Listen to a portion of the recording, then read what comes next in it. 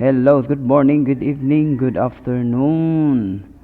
Asynchronous class, physics for engineers. Topic is optics. Video support. I'll just be solving problems. Number 9. Light traveling in air is incident to the surface of a block of plastic. So air, tipakada plastic, you have the incident, the angle of incidence. So, mas mo pa ini talaga, drawingon lang nato niya ha, pagka-drawing, han iya derivation ng mga formula para madagmit. So, usually, may kita block.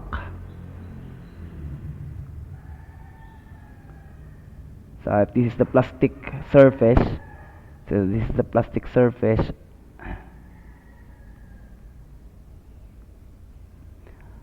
so may kita dyan 62.7. Yan, we draw the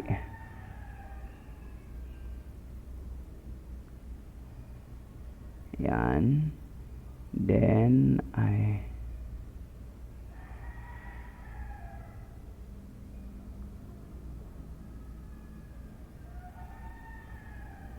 yan.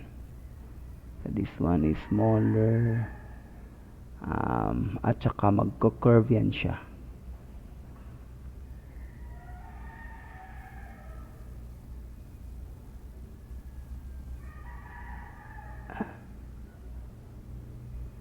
Yan. Papakapalin natin. So ito yung incident ray mo. Araw, at ito yung refracted. Hindi na lang natin drawing yung reflected kasi hindi naman problem. Meron tayong dito yung mga angle. Nandito yan. Up.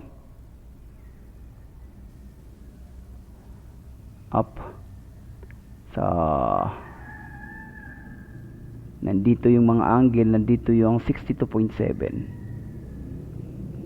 62.7, hindi ako nagkakamali. Yes. At saka yung isa, yung 48.1. So, ito dito is air. Ito dito yung plastic. So, sabihin natin ito yung plastic. Yan. Okay. Tapos, yung question is, ano raw? Find the speed of light in the plastic. So, gaano kabilis yung light dito sa plastic. So, first is the law of, punta tayo sa mga equations natin. Ito, gagamit tayo ng law of reflection, or refraction, kasi refraction naman yung pinag-uusapan. NA sin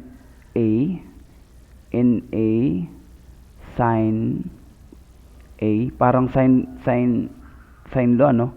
Yung NA dito is the index of refraction of A, tapos NB sin B. Yung B dito, yung material B, yung plastic. Actually, kahit baliktarin natin. So, yung condition lang dito, yung B mo is greater than your A. Yan, dito yung B is greater than A para para makadraw tayo ng ganito. Meaning, gaganon siya. Kaya ganon yung drawing niya kasi yung B is greater than A. That's the only condition. Okay? So, which is plastic. Kasi yung plastic mo is mas dikit-dikit yung mga molecules. Okay. So, usually yung Na is 1 for air. Na is 1 for air. And then, basically, yung hinahanap natin muna, yung una natin makukuha is NB. NB which is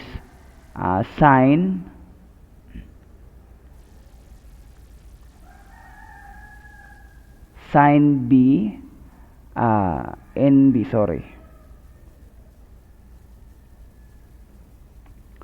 Una pala is sin A. Diba? Andito naman yung NB. So, bababa yung sin B. So, makukuha natin yung NB. Ito na yung index of refraction ng plastic. Pag makuha natin yan, gagamit na tayo ng N is equal yung unang formula sa mga speed. Nandito yan sa taas.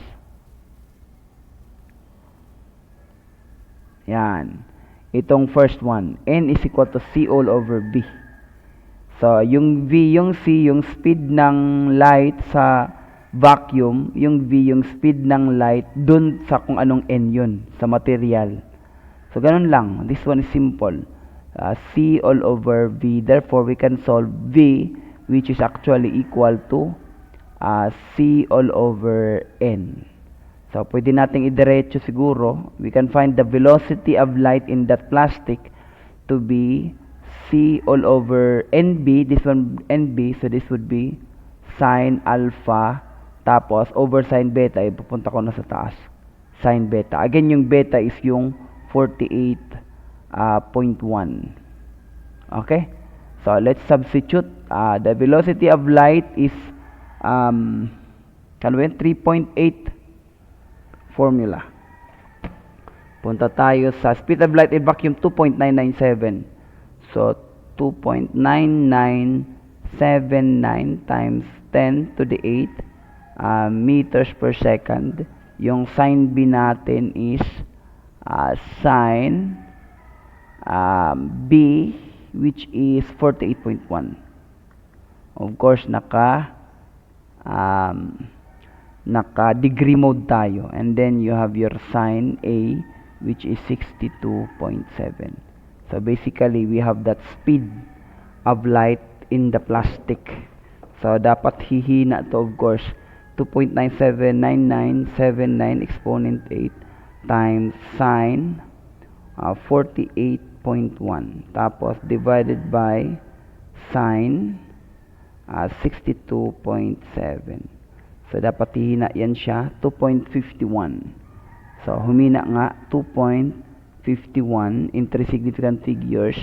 Of course, times 10 to the 8. 1, 2, 3, 4, 5, 6, 7, 8. 2.51 times 10 to the 8 meters per second. Okay? So, thank you guys for listening. God bless.